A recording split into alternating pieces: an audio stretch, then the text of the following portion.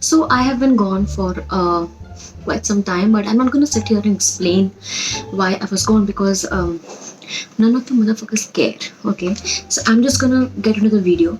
Okay, fine, cool. So as you all know, we are in quarantine, lockdown, corona. So one day I was laying on my bed thinking, oh, what all mistakes did I make in my life? What all do I regret? To whom have I been a piece of shit? And etc. You know, the usual. I remember that I used to have a Wattpad account. For people who don't know what Wattpad is, it's like an app where you write stories, publish stories, or you can also read stories of other people. And these stories are basically very fan fiction-y. Just go Google what Wattpad is. I am bad at explaining stuff. Anyway, so I remember that I had an account and I didn't know if I ever wrote a story on it. But anyway, I opened my account and to my surprise, I did write a story. And today, my friends, we are gonna read that story. I wrote only one story and I okay, so my story is called Her Only Hope. Obviously. Okay, so I'm gonna start the story.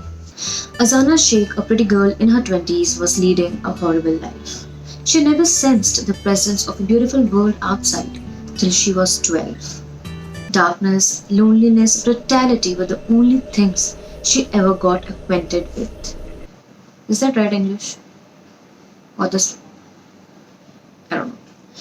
She was a slave for her quite rich and respected biological father.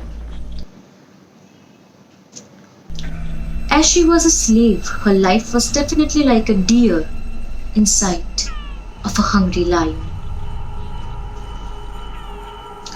But her life was even more miserable as she was unimaginably beautiful.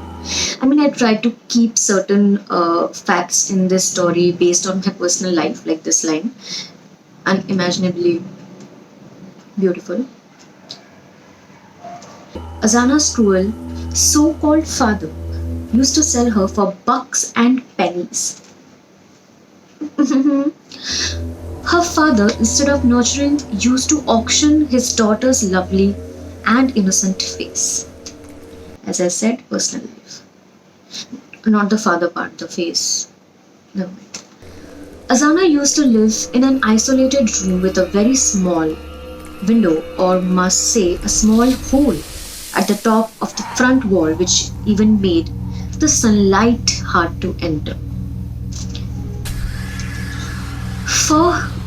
For her 24 hours were not the same as others. She never experienced daytime. It was always dark to her. This is basically Rapunzel in incognito mode, you know? I don't know. Azana never saw her mother in her 22 years. She always used to plead and beg to her father to once make her meet her mother. But every time after making this request, she got in return was a burn on her body with hot steel. For a 15-year-old to write all this, pretty fucked up. Even after all these deadly and horrifying treatments, she was still with the hope that she would meet the lady who gave birth to her. Oh, she never stopped to imagine that how beautiful her mother would be. She used to tell herself that if she was as beautiful as a princess, then her mother would be as beautiful as an elegant queen. Look at that confidence. She called herself a princess. She said she is as beautiful as a princess. That is the confidence I need in life. You go, Azana. Why am I doing this? Azana was alive only because of one hope: meeting her elegant queen. She was knowing it. She was knowing it well. My English medium school wasn't paying off very good if this is what I was writing when I was 15 anyway. She was knowing it well that this wish of hers has a very narrow path filled with odds, but she was courageous enough to face this bad. My girl. Somewhere she had a thought that if she gets back her mother, everything will be back to normal. And maybe Azana's faith and destiny was not that generous. This story is taking a turn. One night like one night like morning. What? One night like. Okay, I get it. I because I mentioned that there was no sunlight in her room. It was like all dark all day long for her. So what I meant is a daytime used to look like nighttime because there was no sunlight. So one night like morning. Good English. Fucking good. One night like morning, Azana heard high pitched screaming. She got scared. Pushing her ears towards the wall, she was trying to hear the conversation going on. But she failed at her eavesdropping plan. You know what? I remember learning the word eavesdropping a day before in Twilight, the book, and of course I used it.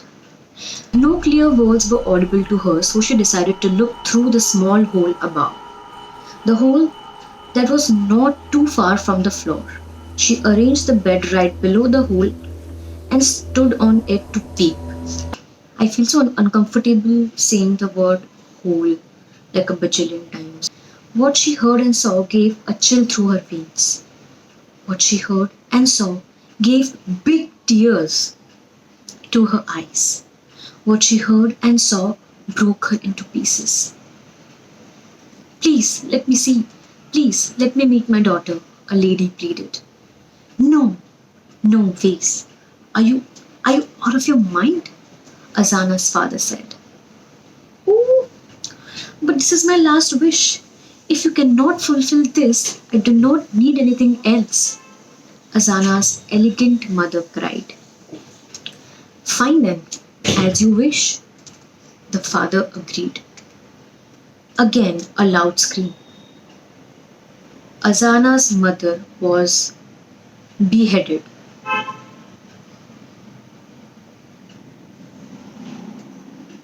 Seeing this, Azana was shocked. She did not cry. She became a stone.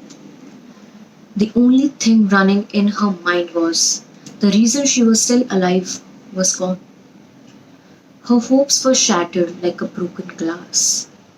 She thought if the only reason for her survival was not breathing anymore, then why should she? Oh my god. Now, with a new hope of meeting her mother in heaven, Azana cut her veins, of course. Lying on the bed with the perfect smile, waited for her death.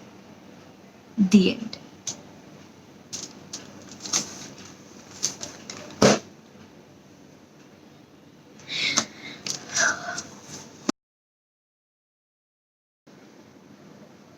Why would a 15-year-old write a messed up story like this? I don't know about you, but very honestly, I'm surprised. I'm happy and surprised, very much grateful that I did not turn out to be a psychopath or a serial killer, very honestly saying.